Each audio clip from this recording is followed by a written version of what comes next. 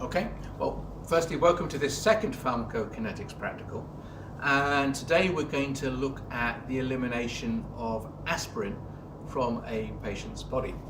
Now, sometimes it's important to try and eliminate aspirin quickly from a patient's body if they've taken an overdose of aspirin, for example. And we're going to look and see how that can be done in this practical. So how are we going to go about measuring the elimination of aspirin from a patient's body? Well, we're going to give you some urine samples. Here's one. It's actually yellow water, don't tell anyone. But pretend it's urine. Think about this. Imagine you gave a patient a dose of aspirin, let's say 900 milligrams. And let's assume that the aspirin's absorbed quite quickly. What we would like to do is measure the reduction of aspirin in the patient's blood over time and watch it being eliminated. Problem with that is you've got to go sticking needles in patients and taking out blood and measuring aspirin in the blood, and people don't like things being stuck into them. Well, we can do something different, and that's collect their urine.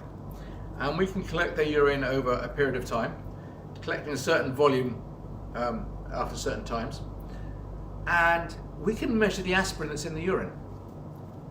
And if you think about it, if we know we've put 900 milligrams into the patient and we know how much aspirin is in the tube, so if there's 100 milligrams in here and I put 900 into the patient, there must be 800 left in the patient.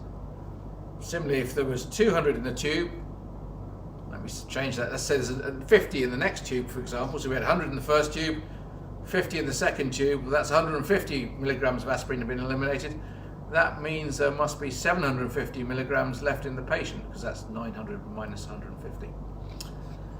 So by monitoring the amount of aspirin that's in a patient's urine, collecting samples over time, adding it all up as we go, and subtracting it from how much we put into the patient in the first place, we can work out how much aspirin is left in the patient. And as a consequence, we can work out the kinetics of aspirin elimination from the patient. Okay, so that's what we're going to do. You're going to get a bunch of urine samples, and they're going to have different amounts of, well, you think it'd be aspirin, but they're actually going to have salicylic acid in there. And the reason they can have salicylic acid is that aspirin is metabolized, it's actually hydrolyzed to salicylic acid, and it's actually the salicylic acid that ends up in the urine. So you're going to measure the salicylic acid in the urine. And you're going to make the assumption, which is quite correct, that one molecule of aspirin gets converted to one molecule of salicylic acid. So if you know how much salicylic acid's in the urine, you can work back and figure out how much aspirin that must have represented, and therefore you can work out how much aspirin's been eliminated, and therefore you can work out how much is left inside the patient's body. So that's what we're going to do. We're going to measure the salicylic acid in a bunch of urine samples over time, figure out how much aspirin is left in the patient's body, plot that on a graph, and you can see the rate of elimination of aspirin from the patient's body. Now there's a little wrinkle to this experiment in that, as I said at the beginning, sometimes you want to speed up the elimination of the aspirin from a patient's body. Perhaps they've taken an overdose. So one way you can do that is to make the urine more alkaline. So salicylic acid is an acid, the name suggests that, right? It's an acid. And so if we put it in an alkaline environment, the carboxyl group on it will get deprotonated. The salicylic acid will be negatively charged. It'll be less able to go across cell membranes, and so it will get stuck. We call that pH trapping. So if we make a patient's urine alkaline, that makes it very difficult for the salicylic acid in the patient's urine to be reabsorbed back into the patient's body. If the patient's urine was acidic, the salicylic acid would be protonated, it wouldn't be charged, it'd be a lot easier for it to get reabsorbed back into the patient's body. But one thing you can do is give a patient sodium bicarbonate, that makes their urine more alkaline, and then the salicylic acid is deprotonated, it's negatively charged, and doesn't get reabsorbed. So to investigate that, what we're going to do is give you two sets of urine samples. One set is from a patient who hasn't received sodium bicarbonate, and the second set is from a patient who has, and therefore has got more alkaline urine. Okay, So that's the experiment. We're going to measure salicylic acid in urine from 2 patients with and without alkalization, see if it affects the rate of elimination. We're going to work out the rate of elimination by comparing how much is in the urine, how much has been eliminated, to the amount we put in the patient in the first place. There's one last wrinkle we need to think about, and that is, how do I figure out how much salicylic acid is in this stuff in the first place? I'm glad you asked. Well, we have here some ferric nitrate. Ferric nitrate reacts with salicylic acid and it goes a nice purple colour. There we go. You get a nice purple complex. And you can put that in to our reader here and measure the light absorbance, and that's an indication of how much salicylic acid was in the urine. So the darker this sample goes, the more it's reacted with the ferric nitrate and the more salicylic acid must have been in the sample in the first place.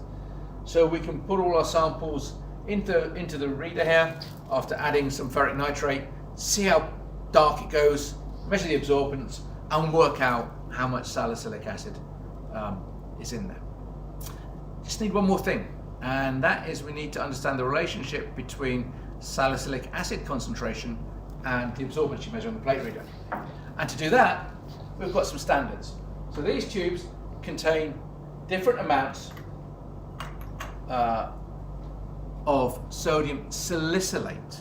So there's a complication. It's not salicylic acid, it's sodium salicylate. And so you need to worry about the relationship between the molecular weight of sodium salicylate and the molecular weight of salicylic acid. Okay? So the salicylic acid is going to have a slightly lower molecular weight than the sodium salicylate. So you're going to have to compensate for that, because the standards you've been given, the concentration of sodium salicylate is expressed in so many mg per mil. There's so many milligrams per mil of sodium salicylate in there. What you're going to need to do is work out how many milligrams per mil of salicylic acid that represents. They're chemically the same thing, really. I mean, it's salicylic acid, salicylate, but you're going to need to make that conversion because your standards are sodium salicylate, not salicylic acid. So you're going to work out your standard curve. You're going to add so many milligrams per mil of sodium salicylate to ferric nitrate. You're going to measure the absorbance on the plate reader. You're going to plot it on a graph, and that will tell you a relationship between sodium salicylate and absorbance. Then you're going to take your samples, read them on here, read it off the graph what concentration of sodium salicylate that represents, and therefore how much salicylic acid that represents. And then you've got to work out how much aspirin that represents. And to do those conversions, we've provided you with a molecular weight of aspirin, sodium salicylate, and salicylic acid in the practical write-up. It might require a little bit of thinking about how to do that, but it's actually quite straightforward when you figure it out. So you'll be working out how much salicylic acid has been eliminated in each of the urine samples. One thing can go wrong with this practical, and that is when you get down to the later time points, you might actually find that you've eliminated, or so it appears, more salicylic acid than is actually going to the patient in the first place. Obviously that's not possible. And that's come about because we're adding up the concentrations of eliminated salicylic acid, and you get accumulation of errors, if you like. You might make a 1% error on the first experiment, 1% on the second, 1% on the third sample, 1% on the fourth sample. By the time you've got to the 30th sample, you've got quite a big error. And so you end up subtracting too much off the amount of drug that you added to the patient, and you think you've actually eliminated more aspirin than actually went into the patient in the first place. Obviously impossible. So if you find that you've gone below 900 milligrams of aspirin being eliminated, just ignore the later readings. And that's basically it. I wish you luck with it, and if you have questions, please ask. Thank you.